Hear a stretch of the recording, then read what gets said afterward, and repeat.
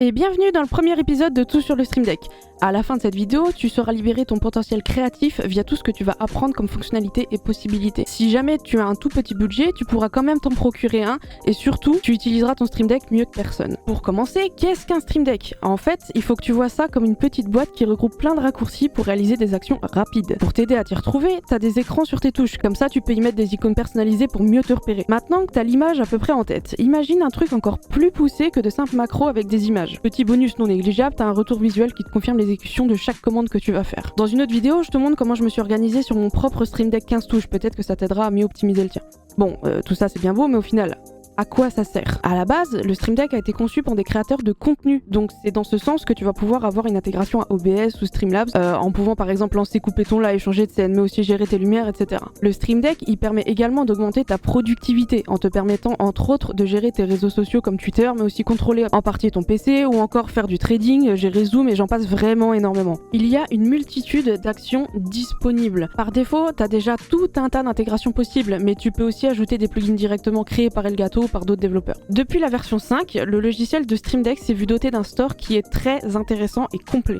Dedans, tu peux y retrouver tous les plugins référencés par Elgato, des sets d'icônes et un point très intéressant qui fait selon moi la force du store, des musiques et des effets sonores tous libres de droit. Concernant les icônes, je vous mets à disposition un set de plus de 500 icônes toutes faites maison compatibles avec la V5.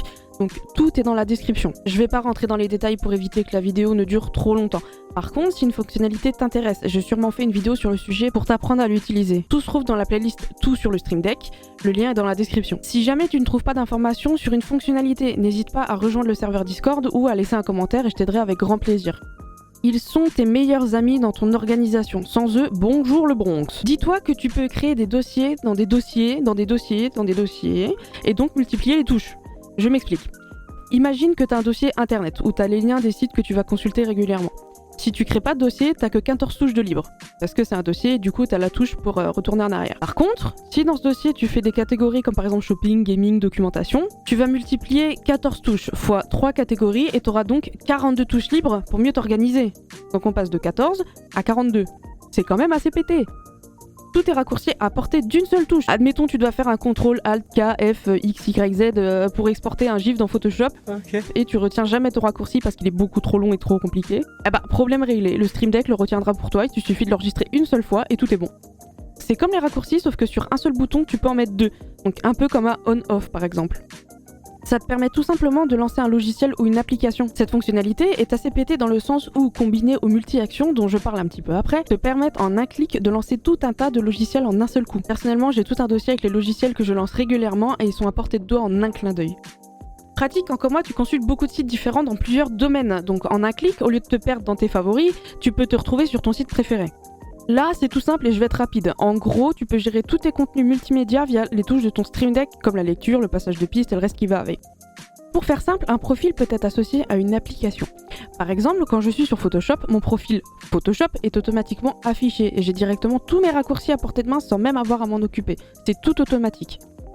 Un bouton multi-action, quant à lui, te permet de lancer plusieurs actions, toutes regroupées sous une seule touche. Si on prend un exemple concret de cas d'utilisation, tu peux en un clic changer de scène, lancer ton live, lancer ta musique, baisser tes lumières, attendre 30 secondes, poster un tweet, changer vers ta scène de papotage et allumer ton micro. Tout ça en une seule pression sur un bouton. Un autre exemple assez basique, lorsque j'allume mon PC, je lance systématiquement les mêmes applications et j'ai la flemme de le faire à chaque fois.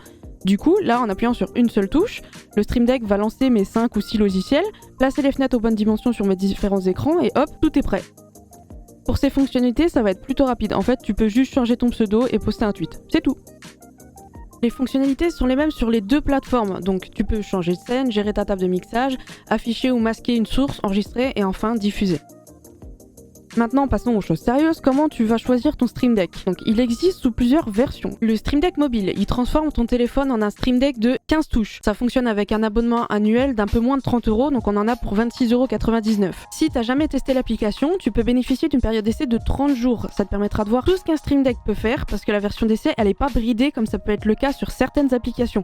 Donc en gros, pour moins de 30 €, t'as un Stream Deck 15 touches dans ta poche. C'est pas mal, non? Concernant le Stream Deck Mini, donc lui il a 6 touches, il est pratique quand t'as pas trop le budget pour la version 15 touches et que tu veux un truc physique plutôt que la version mobile, ou encore si t'as besoin d'avoir très peu de choses sous la main. À savoir qu'une fois que tu maîtriseras les fonctionnalités du Stream Deck, un 15 touches est selon moi le minimum pour que ce soit confortable à utiliser, mais chacun sa préférence. Donc si 6 touches te conviennent, celui-ci est clairement pour toi. Au cas où tu ne regarderais pas la vidéo dans les alentours de sa date de sortie, là on est en septembre 2021 et sur le site d'Elgato il est affiché à 99,99 € pour ne pas dire 100. Le Stream Deck tout court, c'est le premier né de la fratrie et est doté de 15 touches.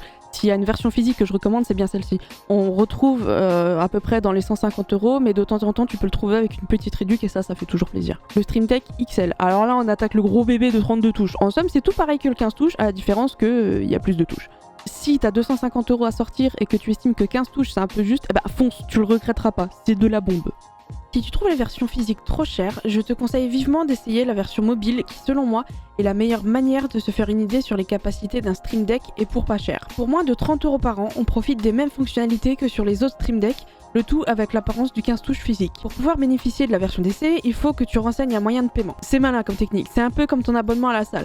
Tu t'inscris et t'oublies d'y aller parce que t'as des boosters à ouvrir. Par contre, tu n'es pas débité d'office. C'est une version d'essai. Néanmoins, si tu oublies d'annuler ton abonnement avant la fin, tu seras automatiquement débité de 26,99 €. Si je devais faire un classement des différentes versions du Stream Deck en fonction de leurs tarifs et de leur capacité, voici à quoi ça ressemblerait. En troisième place, on retrouve le 6 touches. Il reste pratique mais très limité dans son utilisation de par son faible nombre de touches. Avec son prix de 100 €, il a un ratio d'environ 16 € la touche, ce qui est bien cher comparé à ses capacités. Le second en classement est le 32 touches, qui est certes extrêmement pratique de par sa taille, mais son prix reste un frein non négligeable. Son ratio prix-touche est d'environ 8 €, ce qui le classe comme le moins cher des physiques, mais son prix étant de 250 €, il n'est donc pas accessible à toutes les bourses. Premier ex-aequo, on a la version mobile, qui a un prix imbattable, donc moins de 30 € par an, son ratio prix-touche est d'environ 2 €, et ensuite le 15 touches physique, donc lui, il a un ratio de 10 € la touche, donc 150 €. Je les ai mis au même niveau parce que d'une part la version mobile est une très bonne façon de mettre le pied dedans si t'as un téléphone qui tient la route, et surtout pour vraiment pas cher. Après, si tu préfères une version physique, c'est le 15 touches que je mettrai tout en haut, donc match nul.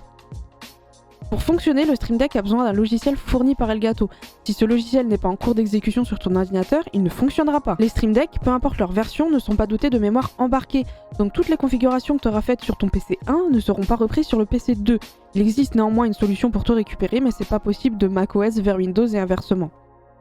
Pour résumer tout ça, le Stream Deck c'est l'outil qui va te permettre de reprendre le contrôle de tes applications et surtout d'augmenter ta productivité. Fini les post-it avec les raccourcis en bas de l'écran parce que tu t'en rappelles jamais, et bonjour les multi-actions pour automatiser tes tâches et rendre tes sessions de stream tellement plus agréables à gérer. Si tu veux te lancer et que tu hésites encore à cause du prix, profite des 30 jours d'essai sur la version mobile et surtout n'oublie pas d'annuler ton abonnement si tu ne veux pas être automatiquement prélevé une fois le délai dépassé. N'hésite pas à aller voir les autres vidéos de la série, je parle des différentes actions de base, des plugins, je rentre également plus en détail concernant le multi-action et les profils. Tu trouveras le lien de la playlist en description. Merci d'avoir pris le temps de regarder la vidéo. Si tu as des questions, n'hésite pas à les poster en commentaire ou en me contactant sur les réseaux, tout est en description.